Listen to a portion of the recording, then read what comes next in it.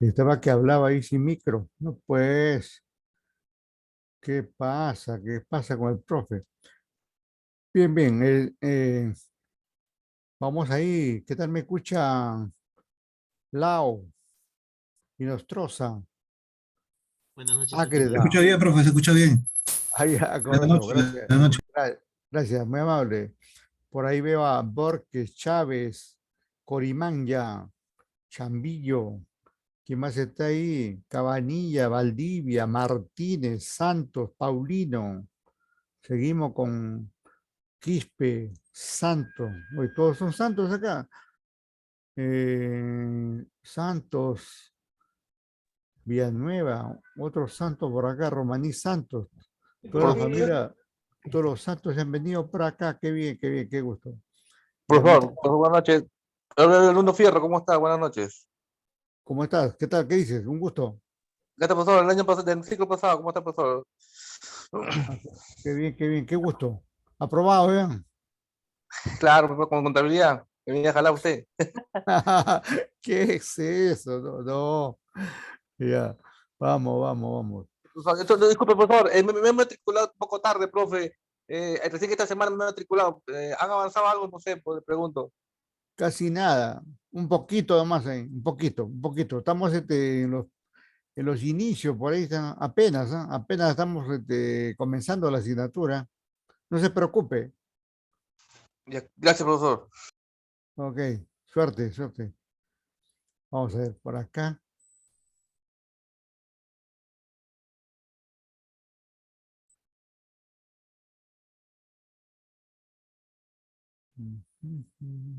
Profesor, disculpe, ¿ya pasó lista? Todavía, ese es a las 24 horas. Mira, profesor.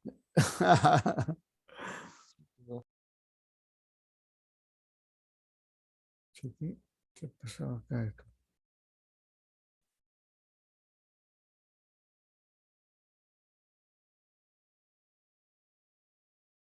Todavía, pues sí, sí. Acabamos de entrar por acá porque hemos estado ahí en el webinar de la escuela, ¿no?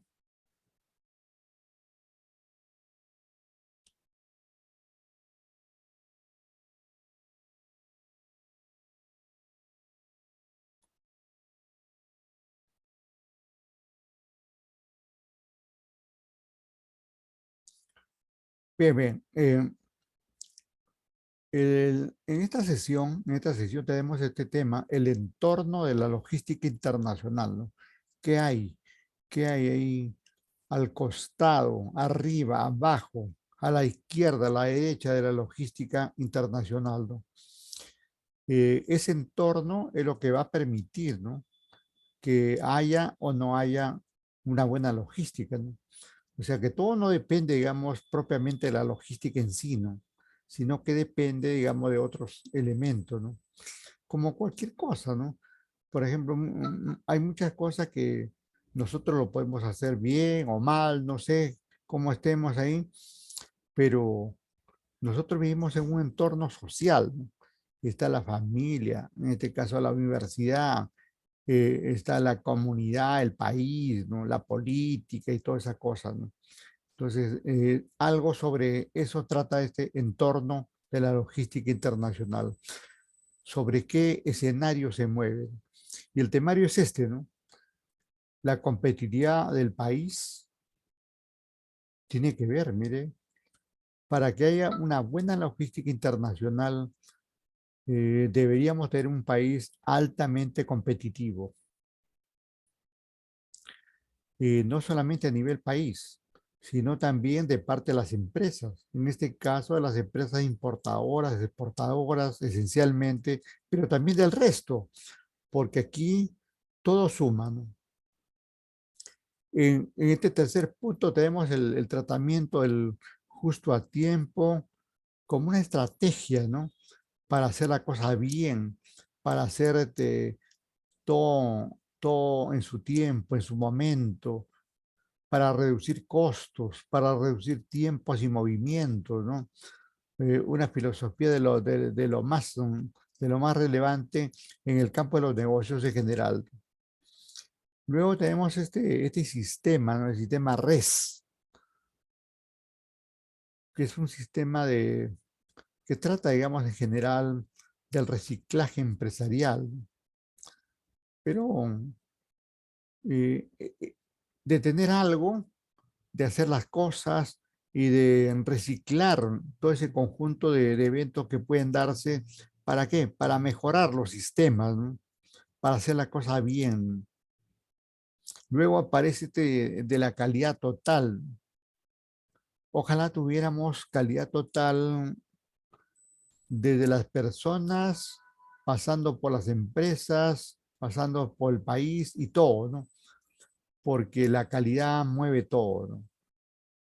Desgraciadamente en nuestro país hay falencias en eso, ¿no? Es común, por ejemplo, que los productos de calidad se vendan al exterior y al interior no vendan, digamos, los sobrantes.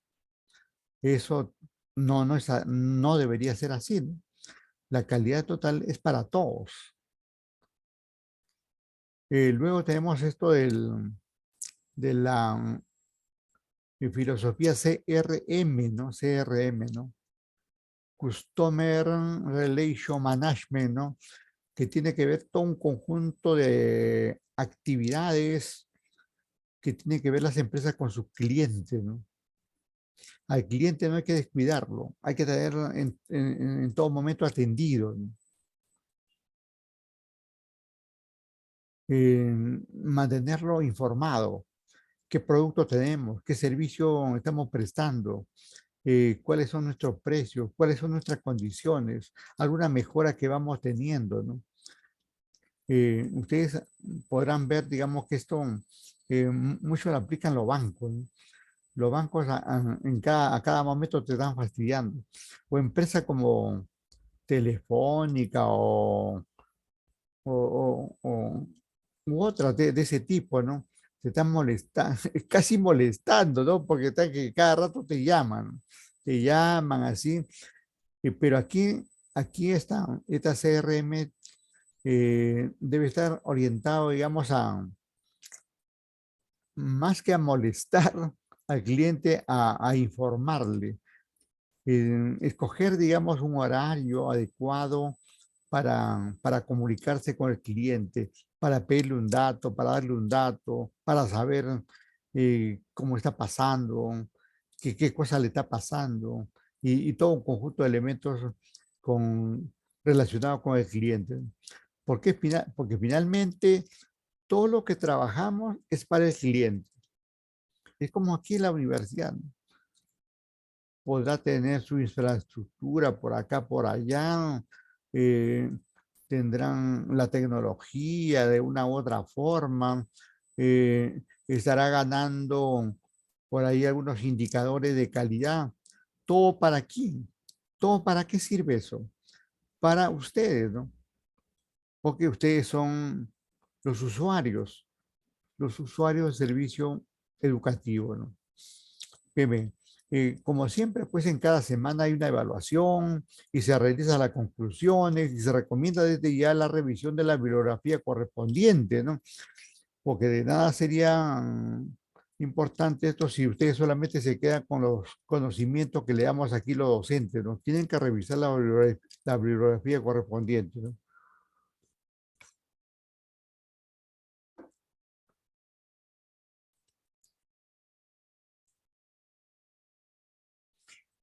Como, como en cada cosa que uno emprende, tiene que buscar lograr algo, ¿no? En este caso, hay que lograr la comprensión. Por ahí anda la cosa, ¿no? Comprender toda esta temática de la competitividad, ¿no? Del justo a tiempo, del sistema de reciclaje, la calidad total, el- la relación con los clientes y todo lo que tenga que hacerse a nivel empresarial. ¿Para qué? Para hacer para comprender, reiteramos eso, para comprender y saber de qué forma, digamos, podemos ayudar. Actualmente en la empresa donde trabajamos o en el futuro, en la empresa que puedan tener ustedes o, o en la que puedan trabajar, ¿no? Ese es el asunto, ¿no? Vamos entonces con el primer tema, esto de la competitividad. En términos generales, ¿qué cosa es competitividad, no? Porque a veces mucho se habla, ¿no? Se habla esto y hay estadísticas de competitividad incluso. Hay universidades que son más competitivas que otras. Hay personas que son más competitivas que otras. Hay empresas que son más competitivas que otras. Hay países que son más competitivos que otros, ¿no? Y entonces por ahí tenemos ahí al Foro Económico Mundial que para haciendo medidas de competitividad entre países, ¿no? Desde bastante atrás, ¿no? Desde el año 1979. Y esta entidad define a la competitividad como el conjunto de instituciones, políticas y factores que determinan el nivel de productividad de un país. O sea que tener productividad es sinónimo de ser competitivo. A mayor productividad un país, tiene mayor competitividad. ¿Y qué es esto de las instituciones, no? Las instituciones hacen pues que un país camine, ¿no? Por ejemplo, ahorita estamos en un zafarrancho total a nivel institucional, ¿no? Porque tenemos un gobierno que viene, que en este momento de repente nos quedamos sin presidente, o mañana ya tenemos otro presidente, o de repente sigue el mismo, no sabemos, pero ahorita se está discutiendo, en este momento se está discutiendo la vacancia del presidente. El presidente mal que bien viene haciendo sus cosas, pero se ha encontrado con un Congreso totalmente adverso, ¿no? Una sarta de gente ahí que está predispuesta a sacarlo a como sea, a como dé lugar, teniendo o no teniendo razón, ¿no? Y entonces eso le quita, digamos, pues le quita competitividad al país porque enfrenta a las instituciones, ¿no? Las instituciones deben ser instituciones fuertes, que cumplan un papel, el papel que le corresponde y, y cada uno, digamos, trabajar con la independencia del caso y si hay que controlar una otra que se haga, pero dentro de los cánones establecidos, ¿no? Cuando tenemos a instituciones como el Congreso por un lado y el Ejecutivo por otro, que se enfrentan, y tenemos un poder judicial igualmente discutido, y tenemos una Defensoría del Pueblo que más hace labor de opositora que de apoyo al país. Tenemos, digamos, ahí un zafarrancho aquí a nivel institucional, ¿no? No estamos en un contexto adecuado para las instituciones de nuestro país, ¿no?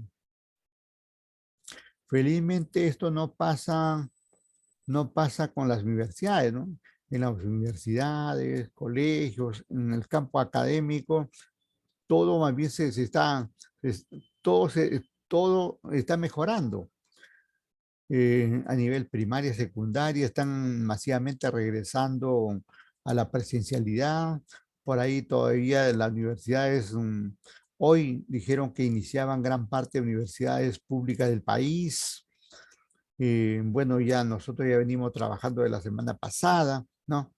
Y entonces, como que la universidad es viene siendo una isla positiva en este caso, en el campo institucional, ¿no?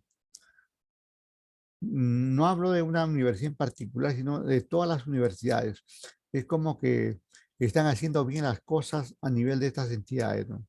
Igualmente con SUNEDU, que es el órgano que supervisa a estas entidades, ¿no? Bien, en el campo de las políticas, ¿qué cosa es esto de la política, no? Eh, la política tiene que ver con los grandes lineamientos que guían al país. En el país todo es política. Especialmente en este contexto, por ejemplo, hay políticas de salud, política de salud. Acabo de hablar de la educación, políticas educativas. Y así, digamos, en cada sector encontramos una serie de políticas. El mismo Banco Central de Reserva, por ejemplo, desarrolla políticas, la política fiscal. Tiene también el Banco Central la política monetaria, la política cambiaria. Y así aparecen así un conjunto de políticas a nivel de diversos sectores y de las instituciones, ¿no? En este contexto competitivo, es muy bueno que existan políticas. Es de lo mejor, muy positivo que existan políticas. Pero es más positivo, digamos, que esas políticas no solamente estén escritas ahí como tales, sino que se cumplan. Desgraciadamente en nuestro país hay muchas políticas que están ahí, que son letras muertas, ¿no? Que no se cumplen, ¿no? Y eso, digamos, no abona, pues no abona en nada, digamos, en bien de la competitividad, ¿no? En este contexto de la competitividad es necesario, digamos, que los factores que intervienen eh, hablen el mismo idioma, tiendan, digamos, al mismo objetivo, ¿no? Por ejemplo, ¿qué factores? El factor político que acabo de comentar, ¿no? Y que es de conocimiento de todos ustedes, ¿no? El factor social, el factor económico, ¿no? Miren, tenemos un factor político totalmente convulsionado, enfrentado, ¿no? Felizmente no tenemos un factor social convulsionado, porque se imaginan, digamos, que tuviéramos huelga por aquí, por allá, protestas por aquí, reclamos por allá, ¿no? Parece que la gente se ha cansado de reclamar y ya no hace huelgas, paros, reclamos, ¿no? O estamos bien, no sé, algo debe estar pasando, ¿no? Pero el factor social no está movido, ¿no? Aun cuando desde hoy hay una paralización de camioneros a nivel nacional, ¿no? De transporte a nivel nacional, ¿no? Especialmente camioneros. Hoy todavía, por ejemplo, no se ha podido notar su efecto a nivel del mercado mayorista, ¿no? La fruta, los tubérculos, los productos han estado normal porque incluso como ya los camioneros sabían que iba a haber paro y cuando hay paro no pueden pasar, ¿no? Porque hay piquetes donde se plantan en la carretera y no dejan pasar al resto, ¿no? Hoy está viendo eso, ¿no? Pero hay muchos camiones que han pasado ayer o en la madrugada, han llegado a Lima y entonces felizmente nos han estoqueado ahí. Nos han estoqueado en frutas, tubérculos, verduras y todo eso, ¿no? Esperemos, digamos, que ese paro de transporte se solucione pronto, ¿no? Se solucione pronto y no termine afectando, digamos, mucho más a lo que ya venimos siendo afectados, porque tenemos una guerra también a nivel mundial, mm, aun cuando no están todos los países del mundo en guerra, pero es una guerra entre Rusia y Ucrania que finalmente termina afectando con el alza de los combustibles, afectando eh, en, en varios aspectos de la economía, ¿no? Porque Ucrania como Rusia abastecen de muchos bienes y servicios a Europa y al mundo. Y entonces, de todas maneras, tiene sus efectos, ¿no? Y entonces, las instituciones, las políticas y los factores deben estar totalmente alineados de forma, digamos, de elevar la productividad. ¿Y qué es esto de la productividad? Este es otro punto a considerar, la productividad. A veces se dice, esa persona es bien productiva, esa empresa tiene alta productividad, o ese país es altamente productivo, ¿no? Bueno, el término productividad también tiene varios conceptos. Eh, Puede aplicarse a las personas, puede aplicarse a las empresas, como puede aplicarse al país, ¿no? En todo caso, así de forma general, consiste en sacarle el mayor provecho a los recursos correspondientes, ¿no?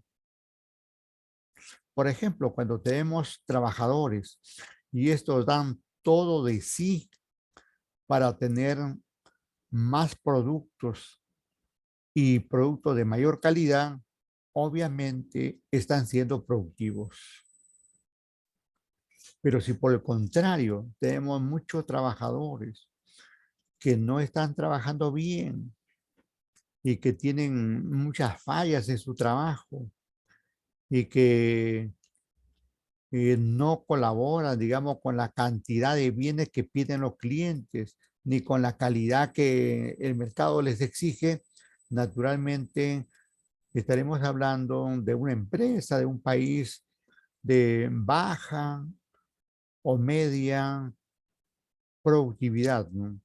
Lo que queremos es tener un país de alta productividad, porque la productividad se mide, ¿no? Es factible medir. Bien, bien, entonces, de esa manera, sí, por ahí camina la competitividad.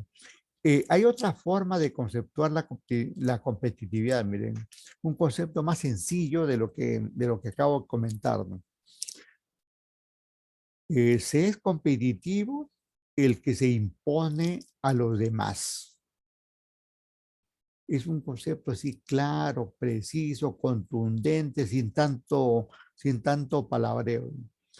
Es competitivo el que se impone a los demás. Y así habrá algunos docentes que hacen mejor su trabajo y por ende son más competitivos que sus colegas, que el resto de colegas. Y así hay empresas que son más competitivas que otras porque tienen mejores productos, mejores servicios, mejor trato y lógicamente terminan siendo más competitivas. Y así hay países que vienen haciendo mejor las cosas. Algo bien curioso aquí sucede con la competitividad, ¿no? Se podrá creer que un país como Estados Unidos, que es todo un imperio frente al resto, o los mismos rusos, o los mismos chinos, o los mismos japoneses, son más competitivos del mundo, pero no es tanto así, ¿no? Curiosamente encontramos que hay los países llamados países nórdicos, caso de Finlandia, Noruega, Dinamarca. Estos países terminan siendo más competitivos que otros. Por allá vienen aplicando mucho el famoso estado de bienestar, que en buena cuenta son países capitalistas, ¿no? Pero que le dan mucho énfasis a la economía social de mercado, ¿no? Eso que nosotros tenemos en nuestra constitución, pero que solamente está de nombre pintado en la pared, ¿no? Y que de social no tiene nada, ¿no? Porque aquí, digamos, hay, como lo ha denunciado, por ejemplo, el actual premier, que hay monopolios, oligopolios, duopolios, eh, que no permiten, digamos, llevar a cabo un desarrollo adecuado, ¿no? De la economía del país, ¿no? Y entonces, tengamos en cuenta eso de la competitividad, ¿no? Entonces, en términos así resumidos, es imponerse a los demás. Aquella persona, aquella empresa o aquel país que hace mejor las cosas, cualesquiera que le toque hacer, es competitivo. Así de claro, ¿no? Bien, sobre este tema, no sé si ustedes tienen algo que opinar, por favor. Tenemos ahí 16 alumnos. Somos pocos, pero somos. ¿Algún comentario, algo que quisieran opinar, por favor?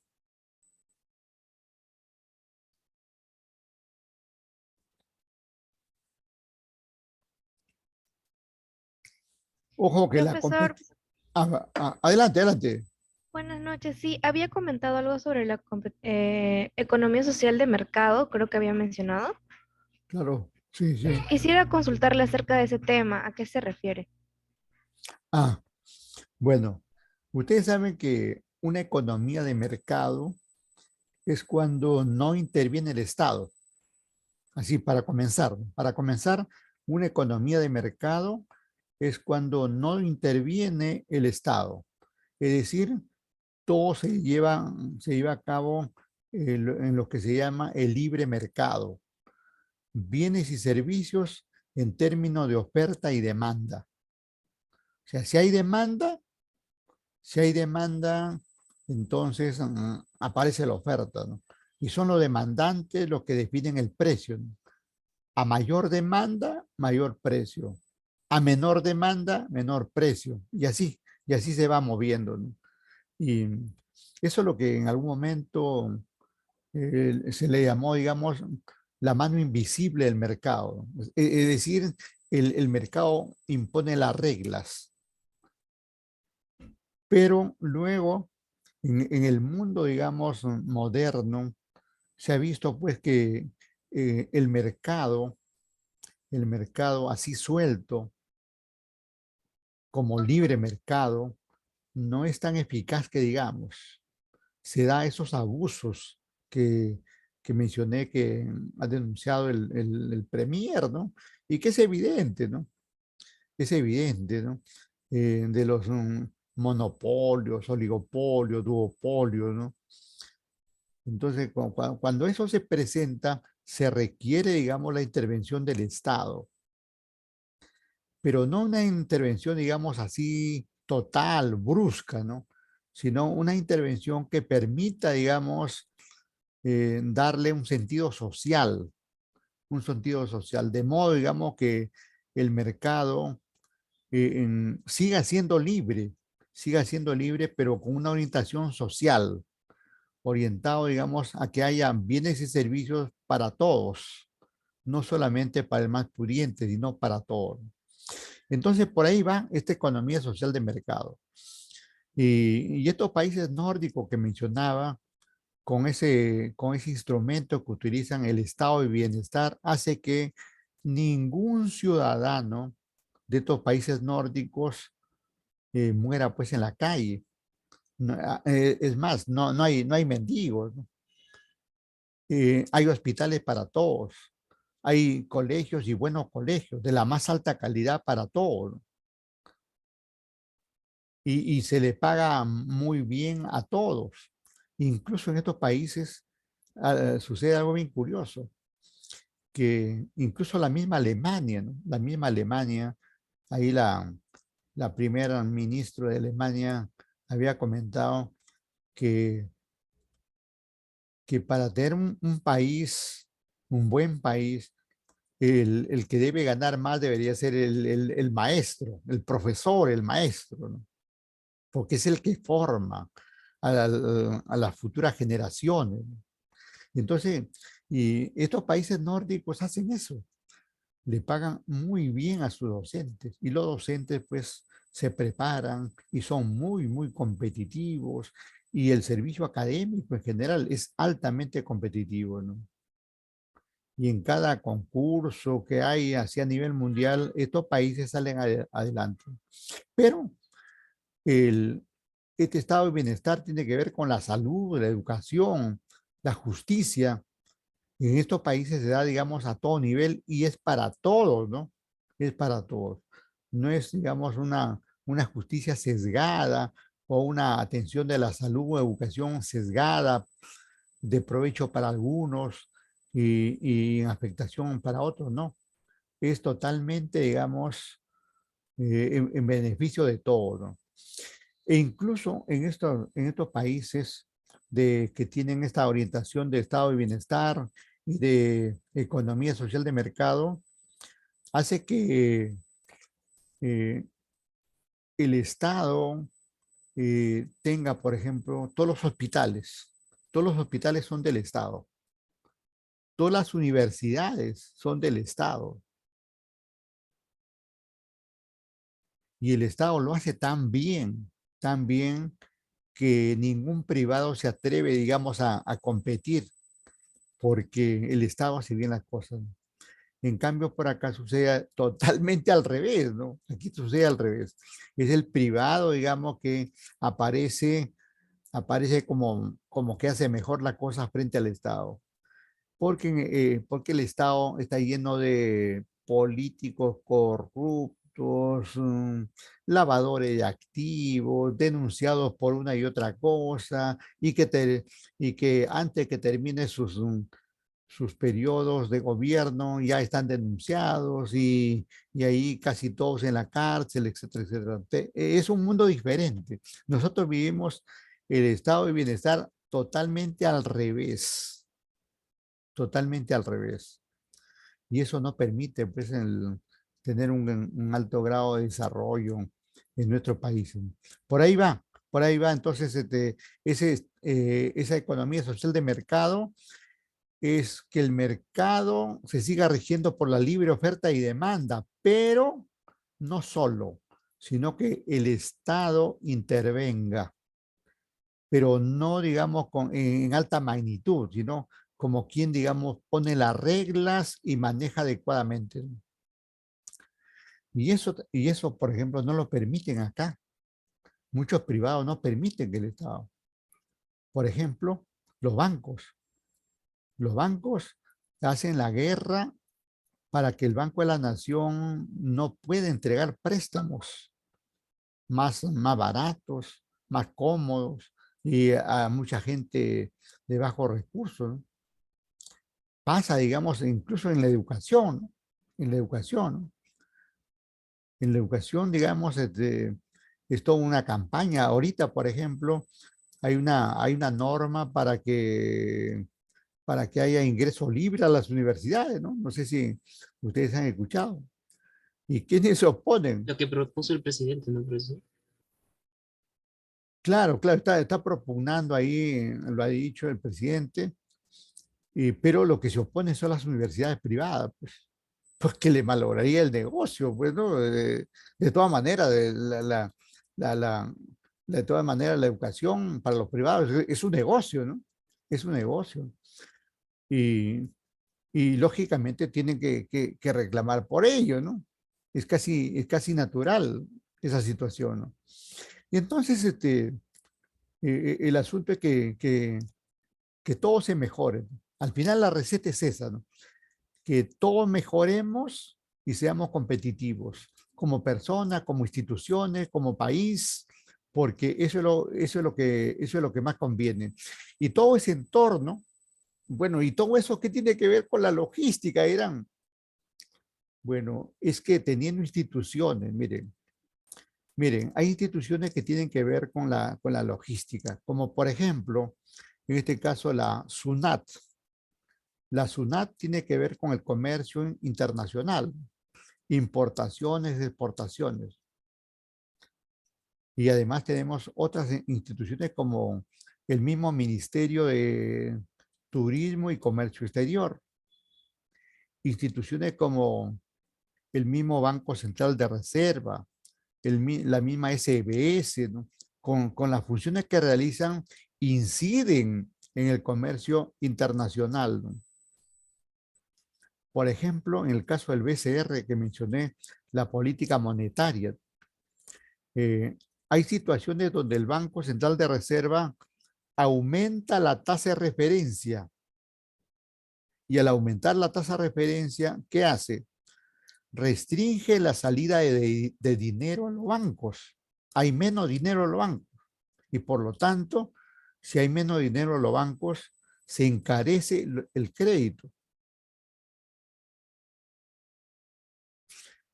Y por el contrario, eso es lo que se llama, digamos, política monetaria restrictiva. Pero hay otra también, la política monetaria expansiva, que también igualmente lo puede aplicar el Banco Central de Reserva, ¿cómo? Reduciendo la tasa de referencia. Y eso hace, al reducir la tasa de referencia, hace, digamos, que los bancos dispongan de más dinero y puedan realizar más préstamos. Y al realizar más préstamos, baja la tasa de interés y beneficia, digamos, a los distintos agentes. Entonces, las instituciones están metidas ahí en todo, ¿no? Por ejemplo, miren, tenemos aquí, posiblemente muchos no estemos contentos con los bancos que tenemos, pero la existencia, digamos, de la Superintendencia de Banca y Seguros, que está constantemente en vigilancia, que está constantemente vigilante de las instituciones bancarias, está permitiendo, digamos, que haya un orden, un manejo adecuado y que no aparezca por ahí ningún quiebre de bancos, especialmente bancos, porque aunque sea un banco pequeño, si quebrase un banco, aunque sea pequeño, eso se trae abajo a la economía, ¿no? Porque los bancos tienen así, tienen mucha incidencia en la economía, ¿no? Entonces, el hecho de tener una SBS que está trabajando muy bien, ¿eh? Y lo hace en silencio generalmente, tanto que ni la gente ni conoce quién es la superintendenta de banca y seguros. En este caso es una dama, pero ella no está, digamos, a cada rato por ahí en la prensa, ¿no? Trabaja silenciosamente, lo hace muy bien, tiene buenos equipos ahí y controla a todo el sistema financiero, bancos, financieras, cajas municipales, cajas rurales, pymes, ¿no? Y todas se vienen manejando adecuadamente y eso hace que el sistema, digamos, bancario, el sistema financiero, bancario, esté caminando bien. Pero hay falencias en otras áreas, ¿no? Hay falencias en otras áreas que es necesario que se mejore, ¿no? Que se mejore, ¿para qué? Para lograr la competitividad que se necesita, ¿no? Bien, ¿algún otro comentario por ahí, por favor? ¿Algo?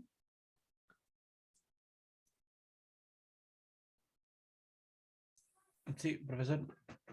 Adelante, Este, adelante. más que nada una consulta. O bueno, ya tenemos entendido que Perú está lejos de ser un país competitivo, pues no por las instituciones y la política que está llevando en estos momentos.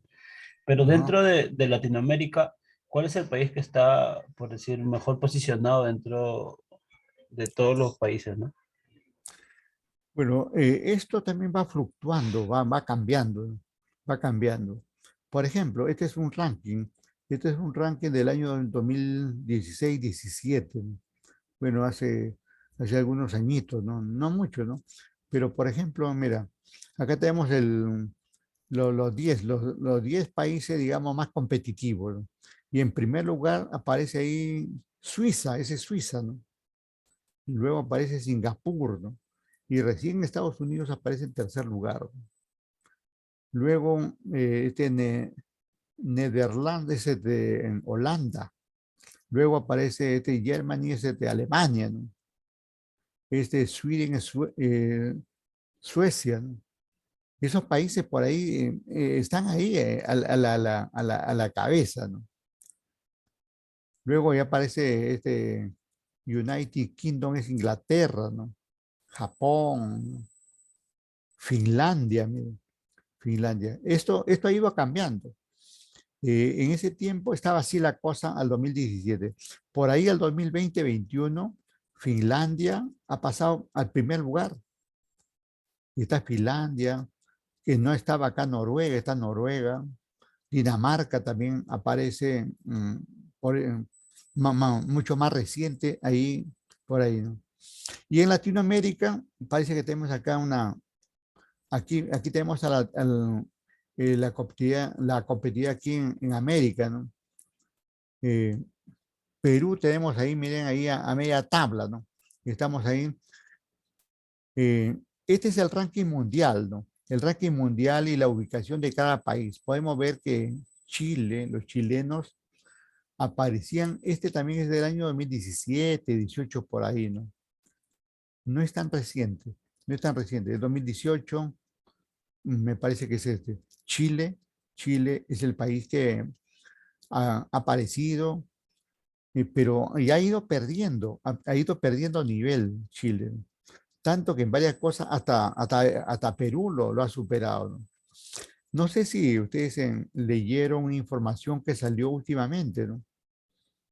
que dentro de los países que le ha ido mejor en el 2021, con este contexto pandémico, en el campo económico, es a Perú.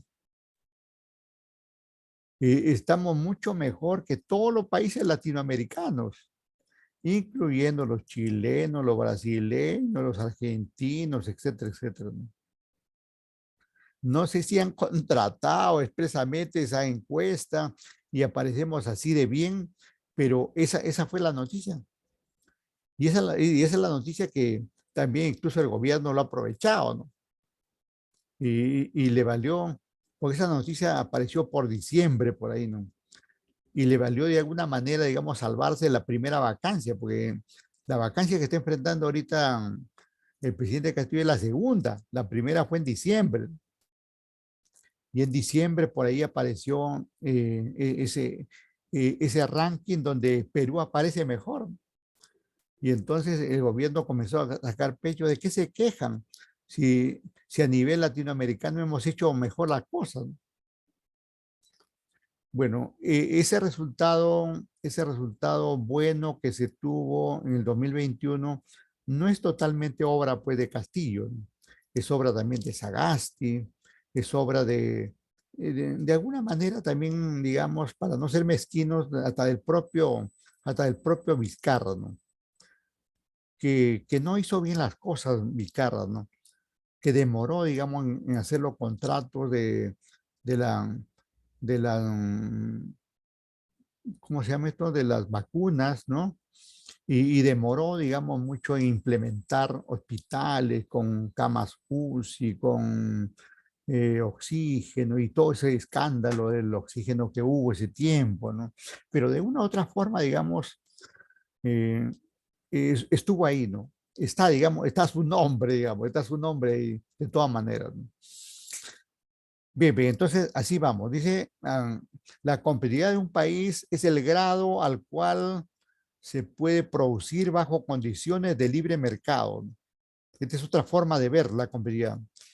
Bienes y servicios que satisfagan la demanda de los mercados internacionales, incrementando simultáneamente los ingresos reales de los ciudadanos. Bueno, este concepto de competitividad tiene, digamos, un tufillo neoliberal, ¿no? Cuando habla, digamos, así de libre mercado, esa es la onda, esa es la filosofía del capitalista y neoliberal. Y más bien cuando se habla, digamos, de economía social de mercado, es una mistura, ¿no? Es una mistura de capitalismo con socialismo. Y hoy por hoy el mundo está orientado a esa mistura, ¿no? A esa mistura, porque el libre mercado, como ya hemos venido comentando, eh, no es pues esa mano invisible que facilita las cosas, ¿no? Sino más bien que facilita el abuso, se ha determinado, ¿no? Bueno, el libre mercado por filosofía es bueno, pero los agentes que están dentro de ese libre mercado son los que distorsionan. Es como pasa, digamos, lo que acabo de indicar, ¿no? Los bancos, por ejemplo, no aceptan, digamos, competencia, ¿no? Ese es el asunto. No aceptan competencia, no aceptan mayor competencia, digamos, del Estado, en el caso del Banco de la Nación, ni siquiera la llegada de mayores bancos. De una u otra forma, algunas propuestas aparecen y después desaparecen, ¿no? Y entonces este grupito de bancos que tenemos que soportarlo, ¿no? Y no solamente se da ahí, sino se da, digamos, a nivel de otras empresas también, en otras actividades, ¿no? Como en minería, en pesca y otras, ¿no? Hay grupos de empresas que ya se han adueñado del sector y, e incluso ponen suministro al menos antes lo hacían, ¿no? Parece que en este gobierno casi no, pero antes, por ejemplo, los mineros, los dueños de las minas, son los que eran los que ponían el ministro de Energía y Minas. Lo que igualmente los dueños, los bancos, ponían su superintendente de banca y seguros. Igualmente, los dueños de los bancos ponían, incluso han puesto ahora a su presidente del Banco Central de Reserva. Y así, digamos, en cada sector, ¿no? Igualmente las empresas de turismo ponían su ministro de turismo, las empresas de otros sectores productivos ponían ahí y en cada lugar, ¿no? Y pasa incluso también en educación, ¿no? Ustedes habrán escuchado que hace 3 meses, 4 meses, sí, 2 meses, 3 meses, que había una discusión para modificar la estructura de SUNEDU, ¿no? Hay, incluso esa propuesta está por ahí, ¿no? Está por ahí, pero ahorita se ha apagado un poco. Y entonces había una propuesta de varios, de varios partidos políticos, ¿no? De hacer cambios en la SUNEDU, ¿no?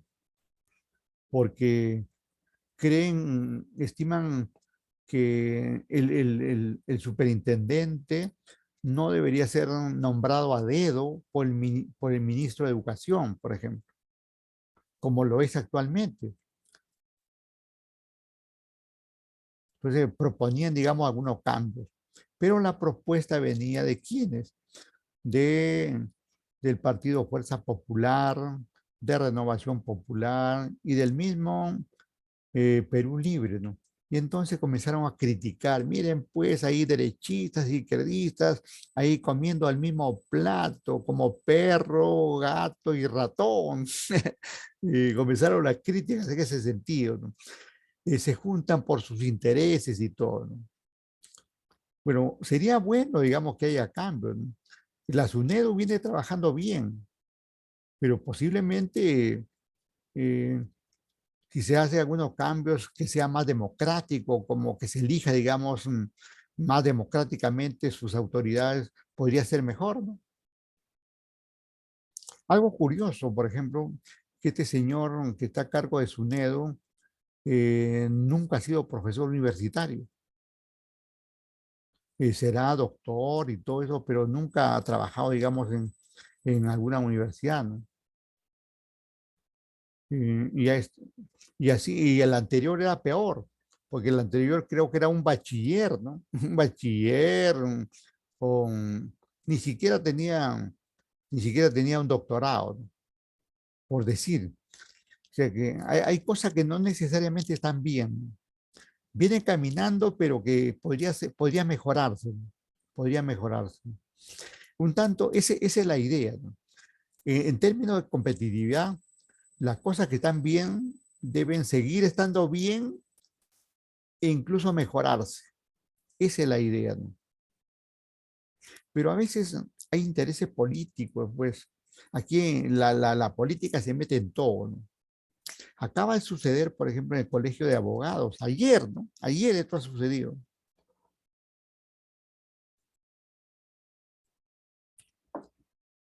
Hay un candidato, era el señor de Stein. Stein es una persona ya mayor. Él ha sido, bueno, bueno, es abogado, ¿no? Es abogado. eh, Fue vocal supremo, fue presidente de la Corte y muy buen presidente, ¿no? Especialmente por defensa de los trabajadores del Poder Judicial, ¿no? Donde gracias a los reclamos de él se le dio algunas mejoras económicas y de trato a los trabajadores del Poder Judicial, ¿no? Y ahí lo recuerdan bien y muchos abogados tienen mucho respeto y consideración por este señor Villa Estey, ¿no? Villa Estey. Y ayer, digamos, hay muchos abogados que han votado por él, pero el que ha ganado es otro, es un señor Bazán. ¿Por qué no ha ganado este señor Villestein? Este señor Villestein incluso ya había ganado como 3 elecciones anteriores, pero siempre aparecía, digamos, ahí, porque ganaba él, aparecía alguien que observaba eso, ¿no? Y se traía abajo su triunfo, ¿no? simplemente porque es de Fuerza Popular.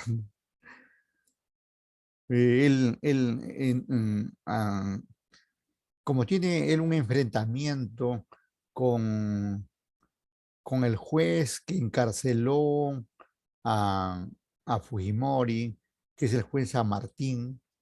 Entonces, esa bronca de Vía Esté con San Martín, eh, primero de repente no era porque Villa era fujimorista, sino por el hecho de defender una situación, ¿no? Y al final, digamos, él se terminó poniendo, ha terminado poniéndose la camiseta, digamos, de Fuerza Popular. Y, y, y esa situación ha hecho que, digamos, que termine no ganando, pues, no ganando. Digamos que aparece, digamos, antifujimorismo, ¿no? Esa cuestión de los antis a veces no contribuye con esto de la competitividad, ¿no? Ser un antinacionalista, ser antiproductivo, antieducativo, antimejora continua, más anti, ¿no? Eso, digamos, distorsiona, ¿no? Como este antifujimorismo, ¿no? No es necesario que uno sea o no sea de esa facción, pero cualquier antisocial, un antisocialismo es destructivo, un antifujimorismo es destructivo, un antipopulismo igualmente es perverso como hay que dejar, digamos, en el campo democrático, hay que dejar que que las fuerzas políticas se midan ahí y que sea la democracia, ¿no? La democracia de los votos la que finalmente saque a relucir. Entonces, por ahí va un tanto esto, ¿no? Bien, bien, entonces, mientras más competitiva sea un país, mejor nivel de vida para todos los ciudadanos. Eso es cierto. Estos países que menciono, que ese ranking que hemos presentado, son los países que tienen un alto nivel de vida. Esos países nórdicos que yo siempre los paro mencionando, ¿no? Y casi me he vuelto hincha de estos países nórdicos como Finlandia, Noruega, Dinamarca, ¿no? Que están ahí se llaman nórdicos porque están al norte de Europa, ¿no? Están al norte de Europa, ¿no? Están ahí están prácticamente son países congelados, ¿no? Congelados, porque están ahí casi en el polo norte, ¿no? Están al nivel del polo norte, ¿no? Pero pese a que están ahí en esas condiciones de frío, digamos, sin embargo, son países muy saludables, muy progresistas, que hacen de alta calidad de vida, ¿no? Totalmente industrializados, ¿no? Países donde prácticamente no hay pobreza o no hay pobreza como la que conocemos acá, ¿no? Porque aquí en nuestro país es pobre, digamos, ya el que está en la calle, que está de mendigo, le llamamos pobre. Pero pobre en realidad podría ser yo, digamos, de estar trabajando, digamos, a mi edad, de estar trabajando, digamos, a esta hora, estar obligado a trabajar por esa hora, podría, digamos, configurarse como una situación de pobreza y por eso lo hago, ¿no? Un tanto es así, ¿no? Un tanto es así, ¿no? En Europa, en estos países nórdicos, la gente se jubila a los 60 años, 65 años, y después se dedica a distraerse. Ustedes saben, eh, grandes cruceros internacionales está lleno así de jubilados, más que de gente joven, porque la gente joven está trabajando, pues, la gente joven está trabajando, haciendo vida, ¿no? La mayoría, digamos el 80% de esos grandes cruceros son de gente mayor, jubilada, gente, digamos, que se está relajando, que ya trabajó, ya vivió y que ahora se relaja ahí. En cambio, en el Perú pasa lo contrario. Ustedes habrán escuchado también que en el Perú, por ejemplo, al menos en las universidades públicas, un docente puede trabajar hasta los 75 años. Pasa a los 75, inmediatamente, pum, pa, ya lo sacan. Lo sacan porque ya la ley no le permite, ¿no? No le permite trabajar, ¿no? En las universidades privadas no vemos gente mayor, ¿no? Generalmente vemos, mayoritariamente vemos gente joven, ¿no? Y ahí no vemos esa limitación de edad. El asunto, digamos que, mire, cuando tenemos un país competitivo, la gente mayor no va a tener necesidad de trabajar. Los niños no van a tener necesidad de trabajar, ¿no? El niño está, digamos, para vivir su niñez, para ir al colegio. Ese debe ser su ambiente. Y de los mayores debe ser, como ya trabajaron, debe ser disfrutar de la vida, de los pocos años que le pueda quedar, ¿no? Y no estar chambeando pues hasta que se mueran. En nuestros países latinoamericanos y especialmente en nuestro país, aquí la gente trabajamos hasta que tiramos el pescuezo, como se dice, ¿no? Pero no lo hacemos porque seamos trabajadores, chambeadores, sino porque no tenemos una pensión que sea capaz de ayudarnos a vivir, sino que aunque tengas pensión, es una pensión de miseria. Ustedes pueden darse cuenta que aquí en el país hay pensión de 200, 300 soles, 400 soles, 500 soles. ¿Quién vive con 400, 500 soles? Nadie, ¿no? Y entonces, cuando tienen una pensión así, pues aun cuando sea tu pensión de 2.000, 3.000 soles, tampoco 2.000, 3.000 soles te alcanza, ¿no? Entonces te ves obligado a trabajar, ¿no? Y entonces eso hace, esas condiciones, digamos, socioeconómicas, hace que, primero, que no tengamos un país competitivo, ¿no? Y que es necesario tenerlo, ¿no? Ese es el asunto. Cualquier gobierno que sea, digamos, que se implante en el Perú, que sea de derecha o izquierda o de centro, que venga, digamos, pero que nos haga competitivos, ¿no? Que nos haga, digamos, eh, no estar trabajando toda la vida ahí hasta que quede muerto, digamos, de ir laborando, ¿no? Sino hasta cierta edad y punto, se acabó. Y ahí a disfrutar de la vida en el tiempo que te queda, ¿no? Una cosa así, digamos, quisiéramos para nuestro país, ¿no? Por ejemplo, aquí, pese, digamos, a que el Estado ha mejorado, miren, ha mejorado el Estado en términos de salud, ha mejorado, porque ahora gran parte, bueno, los trabajadores tenemos salud, ¿no? Yo como trabajador tengo salud, por decirlo. O de repente en otras empresas tienen, además de salud, tienen alguna clínica, ¿no? Y eso, bueno, cada empresa vela por eso, ¿no? Pero el Estado también ha puesto, digamos, al servicio, digamos, de todo el que no puede tener un seguro, ¿no? En eso se ha avanzado bastante, porque antes del CIS había muchas madres, padres que no tenían trabajo y que tenían que morir ahí abandonados, ¿no? O terminar, digamos, ahí sufriendo muchas enfermedades, ¿no? Hoy tenemos alguna ventaja ahí del CIS. No es ventaja completa, ni es la octava maravilla del mundo, todo eso, pero vamos mejorando poco a poco, ¿no? Al menos ya la gente tiene un hospital donde lo atiendan. De todas maneras te van a cobrar.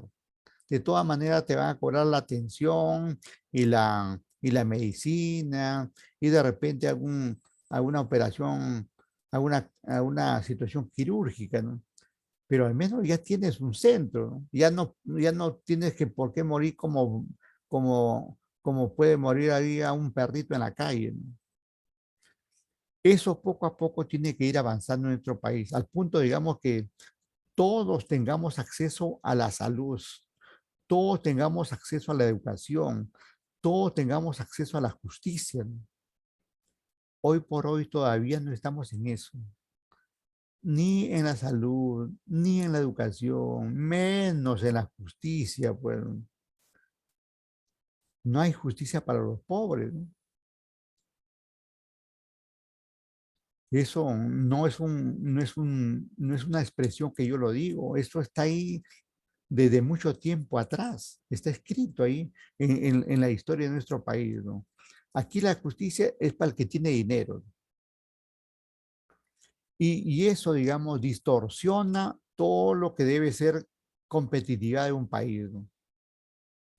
Y todo eso termina afectando, digamos, para nuestro tema, la logística internacional, ¿no? Porque de una u otra forma, esa falta de instituciones competitivas, falta de servicios competitivos, falta de factores competitivos, falta de un país competitivo, termina, digamos, afectando la logística internacional. Ustedes se habrán enterado que además del puerto del Callao que tenemos aquí, se está construyendo un gran megapuerto en Chancay. Atento con ese megapuerto, ¿no? Ese megapuerto va a permitir, digamos, quitarle mucho negocio a los chilenos y también a los ecuatorianos, por decir a nuestros vecinos que están ahí, ¿no? Porque tendremos ahí eh, un puerto para barcos de alto calado, como le llaman, ¿no? Porque esa zona de Chancay es mucho más profunda que el propio Callao, ¿no? Actualmente hay grandes barcos que no pueden venir a desembarcar aquí en el Perú porque no le permite el hondo, el calado, digamos, del mar, no le permite estar ahí, ¿no? Pero con el puerto del Callao, perdón, con el puerto de Chancay, ya tendríamos una ventaja competitiva ahí para el comercio internacional, porque los puertos son la parte fuerte del comercio internacional, más que los aeropuertos, más que los terrapuertos, ¿no? Los puertos acaparan, pues, ¿qué le digo? Un 70% del comercio internacional.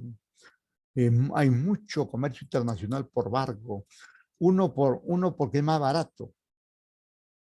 En, el transporte aéreo es muy caro, demasiado caro, ¿no?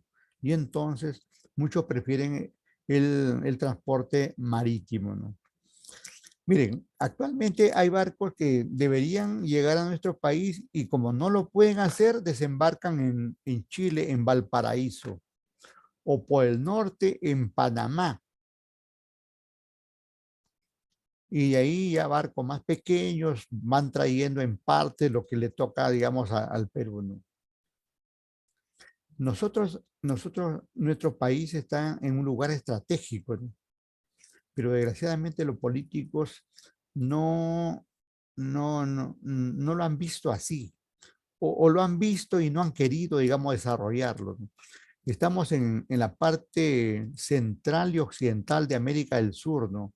Un lugar estratégico para el norte como para el sur, como para el este y como para el oeste, ¿eh?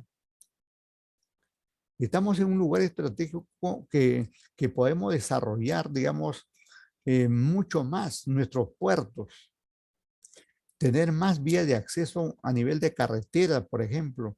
Miren, hay una carretera que no viene siendo explotada, una carretera por la cual podría ir preso nuevamente Ollantaytamala, que es la carretera interoceánica, ¿no? La famosa carretera interoceánica que va, digamos, que cruza todo el sur, ¿no? y llega, digamos, hasta Brasil, ¿no? Esa carretera ha costado bastante. Primero, digamos que dijeron que costaba como 10, por decir una cifra, como 10, y terminó costando como 50, 5 y más veces, ¿no? Y todo ese sobreprecio terminó siendo Cutra, ¿no? Cutra de, Cutra de Toledo, Cutra de Ollantumala y todo. Esos presidentes están justamente por eso. Pero la obra es muy buena, pero no viene siendo explotada como se quisiera, ¿no? Incluso hay comentarios que dicen que la gente, como no hay carros, hay pocos vehículos que se trasladan por esa zona, la gente se pone a jugar su fulbito ahí en la pista como si nada, ¿no? Como si nada ahí por horas para ahí jugando su partido y ningún carro pasa, ¿no? Bueno, no sé si hasta qué punto será cierto eso, pero el asunto es que tenemos que explotar mucho más eso, ¿no? En el sentido de realizar más comercio internacional terrestre, en este caso con Brasil, ¿no? Con Brasil. Y además ampliar esa carretera, hacerle un brazo más para Bolivia, ¿no? E incluso ahí ir hasta la Argentina, ¿no? Actualmente hay transporte con estos países, pero por otras zonas, por otras rutas más largas, ¿no?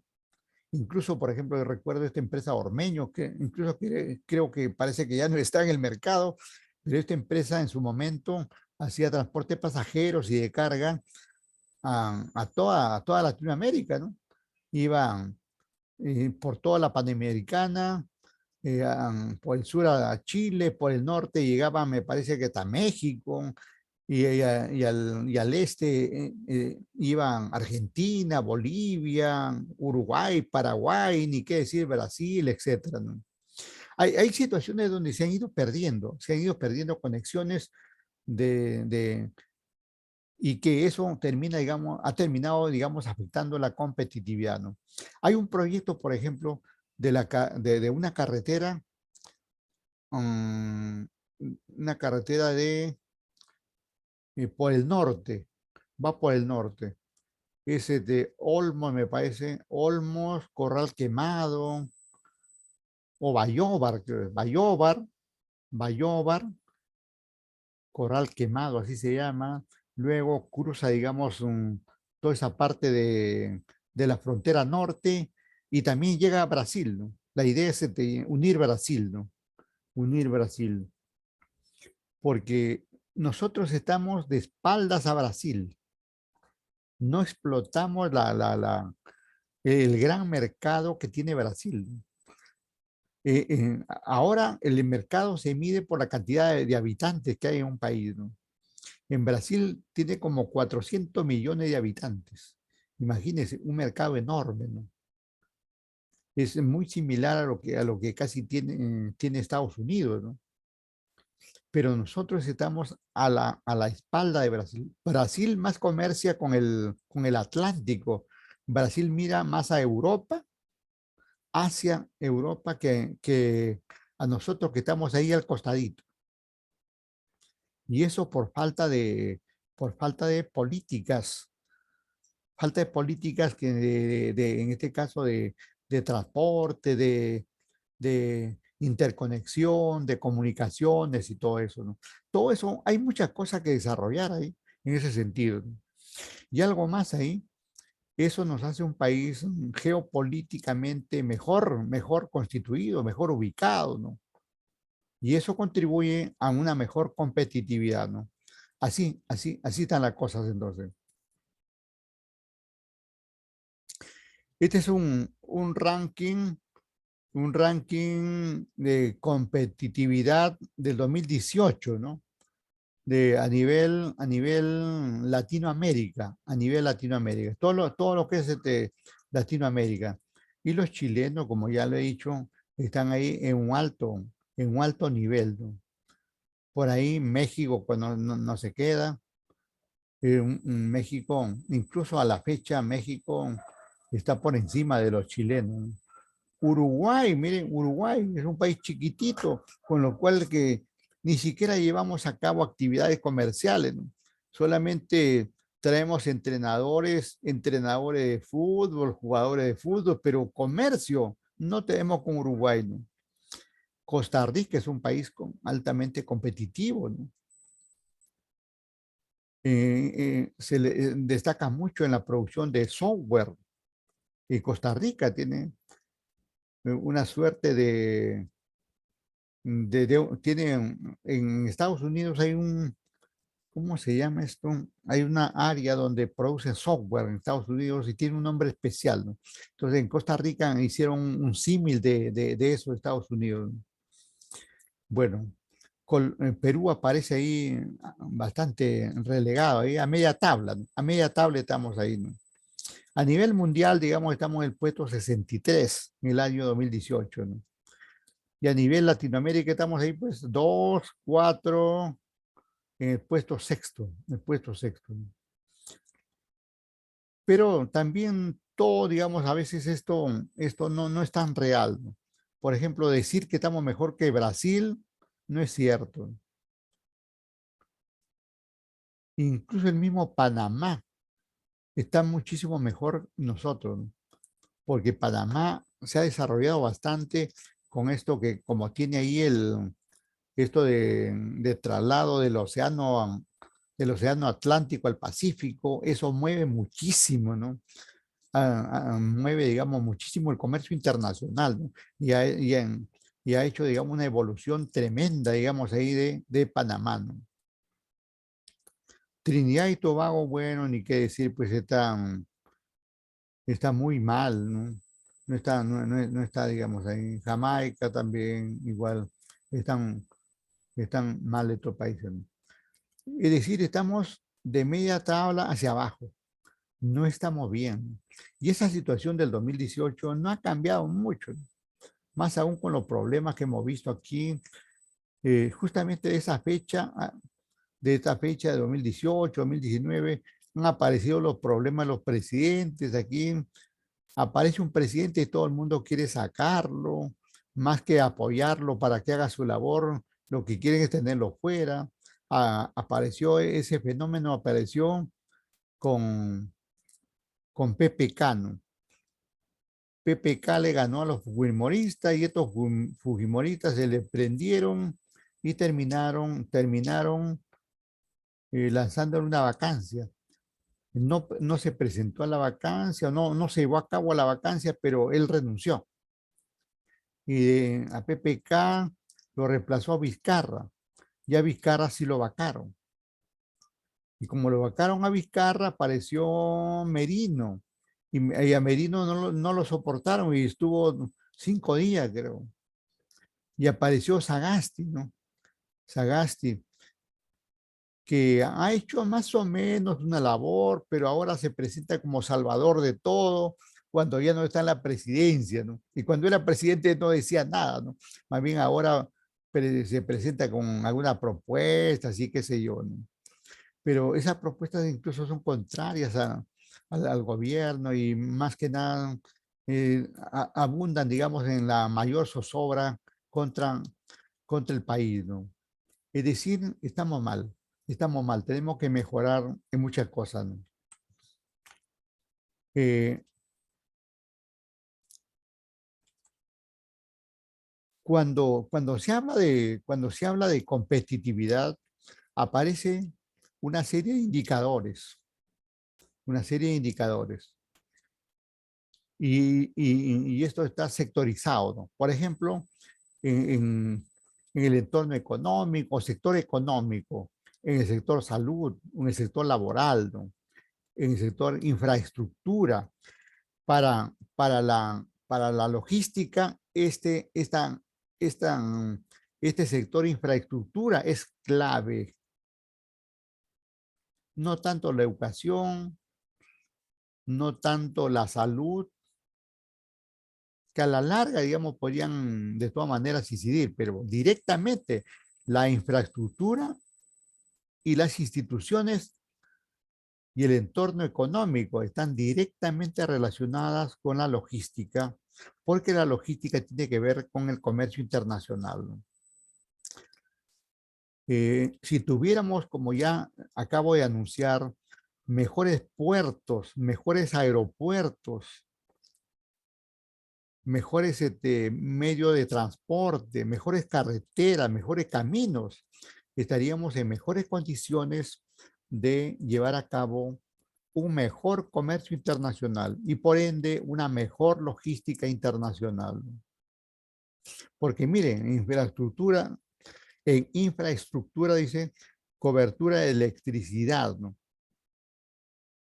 Hay zonas del país que no tienen electricidad. El precio de la electricidad está subiendo, muy oneroso, pese a que gran parte del sector eléctrico, como lo hemos escuchado hoy en la exposición, está a cargo, digamos, del Estado, especialmente en provincias, ¿no? Solamente acá en Lima tenemos ahí 2 empresas chilenas para no variar. Los chilenos están a cargo de Luz del Sur y del Norte, ¿no? Tenemos problema de cobertura de agua, ¿no? Continuidad de la provisión de agua es deficiente, cobertura de desagüe, hay muchos distritos que no lo tienen o tienen falencias, ¿no? La internet, si bien esta pandemia ha explotado, digamos, con la internet, ¿no? Pero sin embargo, todos todavía no lo tenemos. Y lo que tenemos, lo tenemos a un costo alto. En otros países el costo es muchísimo menor, la internet, ¿no? Y trabaja, digamos, a full fibra óptica, es decir, es más dinámica, más ágil, no hay esos cortes que a veces nos pasa aquí en la misma plataforma, ¿no? Es más ágil. Y todo lo que se dé, digamos, en términos de infraestructura contribuye, digamos, a tener un mejor país y por ende, digamos, a llevar a cabo actividad de comercio en mejores condiciones. Y hablamos de comercio, ya sea nacional o internacional, entra la logística de todas maneras.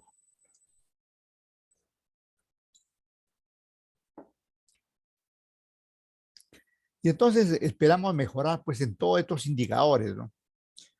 Ojalá, digamos, que este gobierno que está ahora y cualquier otro que venga pronto o más adelante, efectivamente contribuya, digamos, a mejorar cada uno de estos entornos, porque esta mejora de estos entornos nos va a constituir como un país competitivo, ¿no?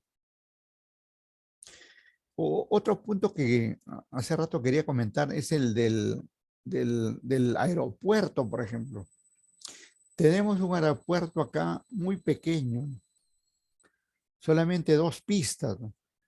Y deberíamos tener un aeropuerto de 4 o 6 pistas, ¿no?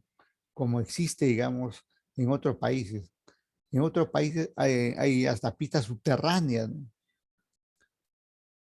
Incluso hay niveles dentro de las pistas, incluso en el Japón y otros países, hasta los árabes, esos que tienen mucho dinero, han ganado terreno al mar, ¿no? Hay 100, 200 hectáreas, lo han llenado de piedra y ripio y han ampliado y han creado ahí eh, aeropuertos, ¿no? Lógicamente puertos y aeropuertos, ¿no? Porque es la forma, digamos, de tener infraestructura y de ganarle a otros países y de ganar en el comercio internacional, ¿no? Es toda una competencia, esto de que un barco llegue a tu país y tu país sea, digamos, el punto, digamos, de distribución para otros países, es formidable. E igualmente en aeropuertos. Por ejemplo, es común que para ir a Europa, generalmente uno tiene que ir a Estados Unidos, Miami o cualquier otra capital, otra ciudad, digo, de ahí Estados Unidos, y de ahí recién arranca, digamos, a Europa, ¿no? Ustedes saben cuánto ganan ahí los gringos haciendo, digamos, recepcionando a esos latinos que van ahí a su país y a los españoles y europeos que vienen ahí para luego, digamos, bajar a nuestros países. El hecho de tener una infraestructura aérea ahí es muy positivo, ¿no? Le da, digamos, ingentes cantidades de beneficios, ¿no? Y eso actualmente, por ejemplo, también está en proyecto, incluso creo que ya están construyendo a la fecha, ampliando el aeropuerto, ¿no? Se quiere, pues, por ejemplo, hay limitaciones para que vengan grandes aviones, ¿no? Hay el avión más grande del mundo, el AX360, creo que me parece que es, no puede aterrizar acá, no podría aterrizar, ¿no? Y así hay grandes aviones que no podrían aterrizar y no vienen por eso, ¿no? Pero el hecho de tener un aeropuerto más largo, en mejores condiciones, con más pistas, ¿no? La mayor cantidad de pistas hace que se pueda atender a más aviones a la vez, que estén 2, 3, 4 aterrizando a la vez y 4, 5 saliendo a la vez. Imagínense todo eso. Eso le da movimiento, le da vida, digamos, al país y eso es beneficio, digamos, y eso es competitividad, pues. Así estamos, ¿no? Igualmente transporte terrestre, ¿no?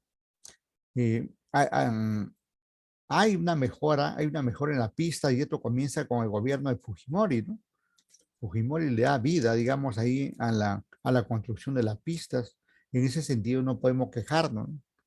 Claro que tiene sus problemas ahí en otras áreas, en derechos humanos, en corrupción y todo eso, pero eh, eh, hizo mucha carretera. Incluso, incluso leía, por ejemplo, en el Twitter que ahorita si sale libre el chino, si sale libre el chino, ya está ¿cuál es la estrategia? Que en el 2000, que en el 2025 o 26, creo, ¿no? El 2026, o cuando se lleve, digamos, una elección, de repente más antes, porque la idea de sacar a este gobierno está ahí, ¿no? No, así como lo tiene, no creo que llegue el 2026, pero digamos que llega el 2026. La idea, digamos que el 2026 esté como candidato Alberto Fujimori y como vicepresidenta su hija, Keiko, ¿no? Y como segundo vicepresidente, también, ahorita no recuerdo a quién lo habían designado en el comentario que hicieron, ¿no? Y la idea es que el chino, como le llaman, Fujimori, esté ahí para ganar votos, para ganar a la gente, donde él llevó carreteras, donde hizo colegios, ¿no? Porque hay muchos lugares de la sierra, de la selva, donde no ha llegado ningún presidente. Y este chino llegó y tiene, la gente, mucho lo recuerda, ¿no? Y entonces, estando como figura ahí, la gente le daría su voto, ¿no? Y la idea es que gane las elecciones, ya luego por su edad, y renuncie y se quede, digamos, su hija. Y solamente así, de esa forma, llegaría su hija a ser presidenta, ¿no? Bueno, esa, esa, esa, esa estrategia lo leí, digamos, de Abu Gataz, ¿no? Del tío Lisurataz, como dicen, de Abu Gataz, ¿no? Abu Gataz, que fue primer ministro de Ollantaytamala, ¿no? Y que lo tengo ahí como comentarista ahí en el Twitter. Bueno, y así van a aparecer, pues, situaciones, ¿no? Donde el asunto, digamos, como ya dije hace un momento, sea quien fuere, pero que nos ayude a tener estos indicadores, ¿no? Para tener, digamos, una mejor infraestructura, mejor educación, mejores instituciones, mejor trato laboral, buenos sueldos, buen trato, y que, digamos, haya ganas de trabajar en el país y que nadie quiera irse del país a trabajar en otro lugar y que no haya, digamos, esa falencia de los hospitales y de las camas, del oxígeno que hemos visto que es gravísima y que queremos que se solucione lo más pronto posible. Y ni qué decir, pues, en el entorno económico, ¿no? Que haya, digamos, un buen producto interno, una buena renta per cápita, y así, digamos, cualquier indicador económico nos favorezca como país, ¿no? Eso todos lo queremos, ¿no? Todos lo queremos. Bueno, eso es lo que pasa, digamos, con el país. Y ahora con las empresas, ¿no? ¿Qué necesitan las empresas para ser competitivas? Bueno, ahí está indicado, ¿no? Las empresas necesitan constante innovación, full tecnología, estrategias cualesquiera que fueren y que ayude, digamos, a mejorar lo que hace una empresa, bienvenida sea, ¿no? Y que también tenga un buen liderazgo, ¿no?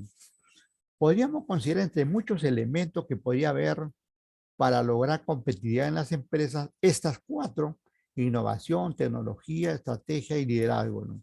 Aun cuando pueden haber otras como calidad, ¿no? Pueden aparecer otras como creatividad, ¿no? Y muchas otras, ¿no? Y muchas otras, pero el asunto, digamos, es que cualesquiera que fuera el elemento que aparezca, se concrete en las empresas, ¿no? Porque esa es la ruta para llegar a ser competitivo, ¿no? Entonces, tengamos en cuenta esa situación, ¿no? Por el momento, digamos, si el país no es competitivo, las empresas no lo son masivamente, pero claro, hay algunas en particular, ¿no? Por ejemplo, nuestros grandes bancos sí son competitivos. Algunas grandes empresas como Alicor, en el rubro que maneja, o como otras en algunas mineras, incluso Antamina y Anacocha y otras, son competitivas en el sector donde se desarrollan, ¿no? Y por eso, digamos que siguen extrayendo mineral y siguen, digamos, cumpliendo las cotas que les pide el mercado internacional y siguen ahí y siguen vigentes en el mercado, ¿no? Este es el asunto, digamos, que esta competitividad tiene que ver con la vigencia en el mercado, ¿no? Una empresa que, que no sea competitiva o que siéndolo disminuya su competitividad va a terminar saliendo del mercado. Eso es así, ¿no? Como ha pasado, por ejemplo, con las universidades que le han quitado el licenciamiento, que no le han dado el licenciamiento, ¿no?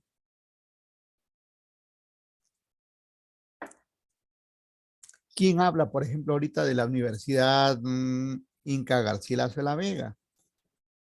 ¿Quién habla de la Universidad a las Peruanas? ¿Quién habla de la Universidad Telesub? Por decir algunos nombres, ¿no?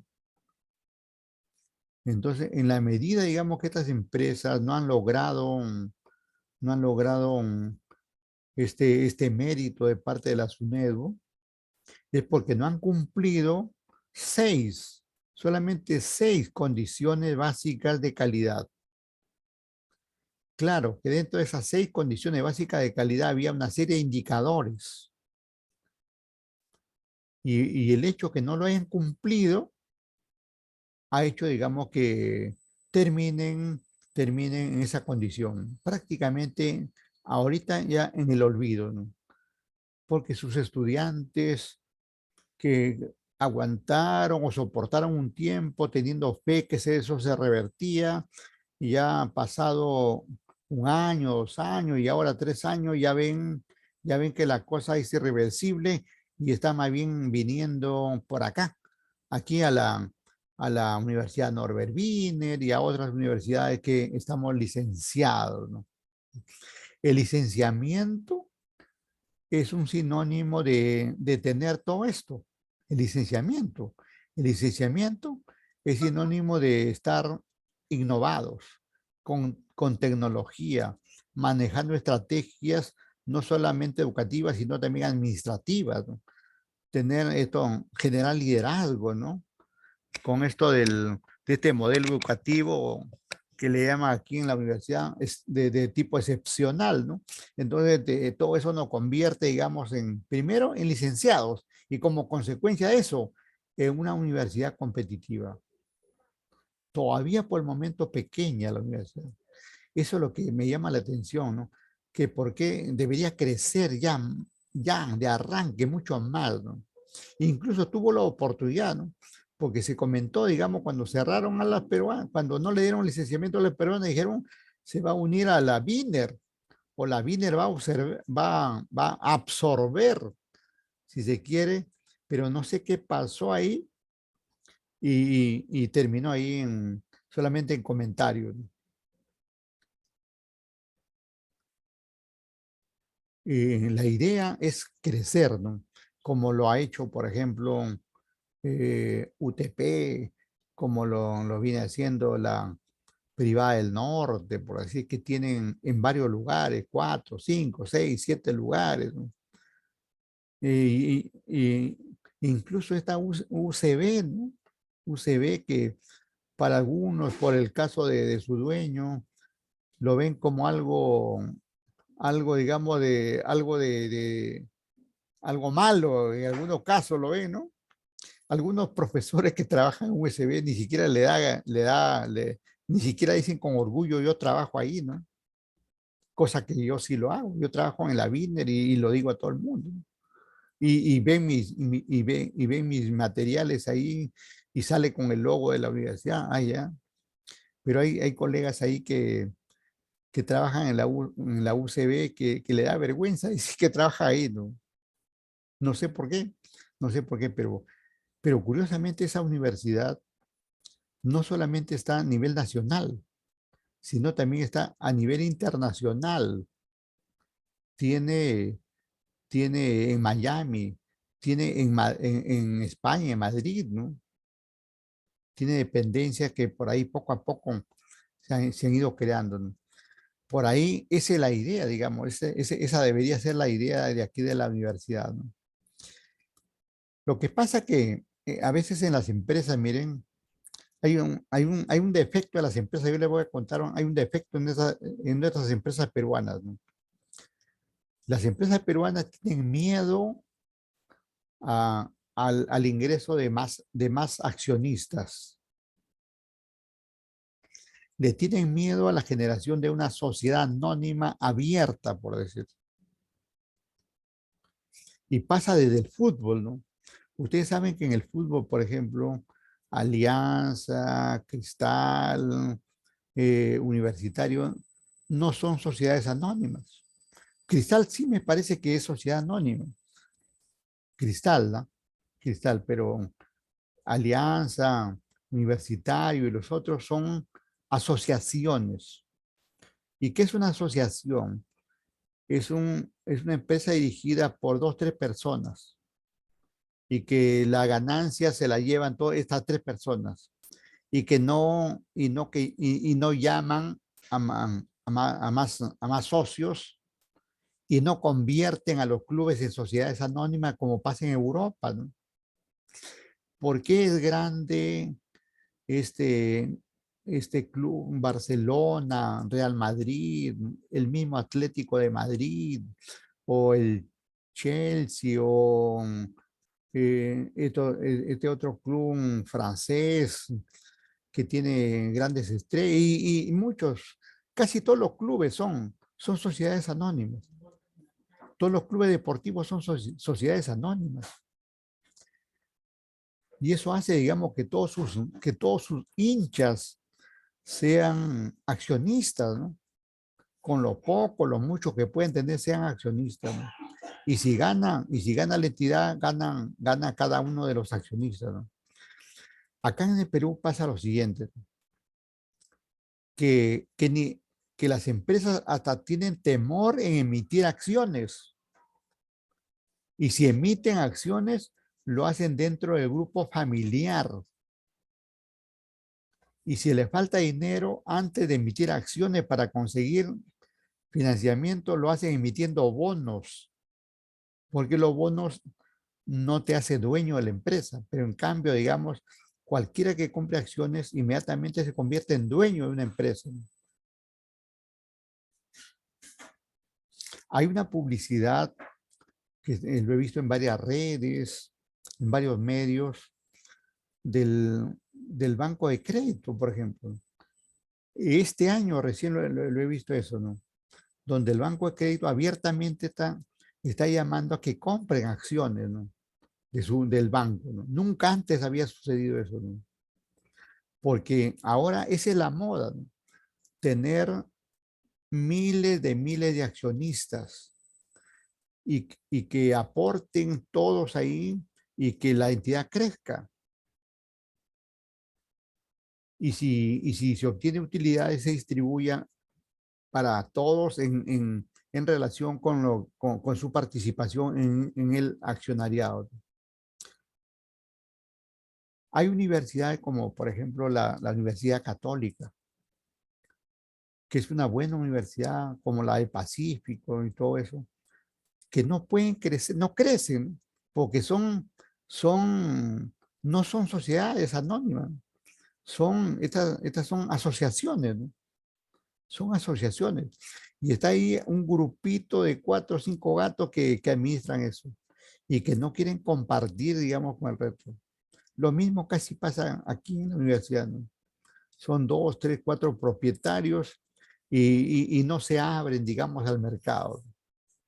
Cuando hoy la moda es eso, abrir la empresa y que vengan miles y miles de accionistas y que los profesores podamos ser accionistas, dueños de por decir, ¿no? Ojalá se pudiera hacer eso, ¿no? Pero es la forma, digamos, es la forma de tener más financiamiento, más dinero, más recursos para llevar a cabo esto, la innovación, la tecnología, la estrategia, la calidad y todo eso, ¿no? Las grandes empresas del mundo hacen eso. Se me ocurre, habrá muchos peruanos que son accionistas de Google, de Facebook, de Amazon y de muchas empresas, ¿no?, norteamericanas, ¿no? Y ahí donde esté, en cualquier rincón del mundo, tienen derecho de propiedad sobre esas empresas.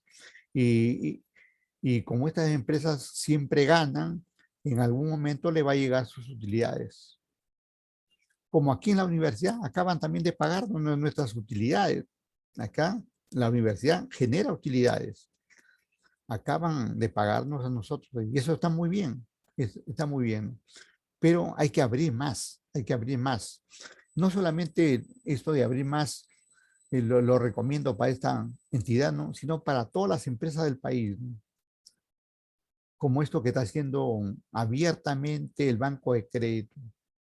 Yo he visto, he leído ahí varias invitaciones y dice que cada acción cuesta 250 soles, creo que dicen. Compre acciones del Banco de Crédito a solo 250 soles y conviértase en propietario del banco. Eso. Claro, uno que no tiene recursos no va a comprar eso, ¿no? Porque si uno invierte en esto, la inversión en acciones te da, digamos, beneficio a largo plazo, no te da beneficio inmediatamente. Ese es otro detalle que uno debe saber también. Pero entonces las empresas de nuestro país necesitan desligarse de lo familiar, ¿no? Lo familiar puede seguir, pero ampliar mucho más, abrir las empresas para, digamos, tener más fuente de financiamiento a través de la compra de acciones, ¿no? Y con eso van a lograr la competitividad que se requiere, ¿no? Y hay sistemas aquí para llevar a cabo la competitividad, teniendo en cuenta estos factores estructurales, factores sectoriales, factores internos de la empresa, ¿no? ¿Y todo para qué? Para tener esto que está en la parte inferior, ¿no? Para tener un alto índice de eficiencia, ¿no? Un alto índice de capacitación y un mayor alto grado de desempeño a nivel empresarial. Miren, estamos ahí a 9:15, creo, ¿no? 9:15, ¿no? Perdón, 9:20. 9:20. Vamos a hacer un paréntesis, estamos regresando a las 9:40, por favor. ¿Me escuchan? 9:40, regresamos, ¿sí? Hola. Sí, Sí, profesor, ingeniero. gracias. Sí, Sí, ingeniero. 9:40, regresamos. Gracias.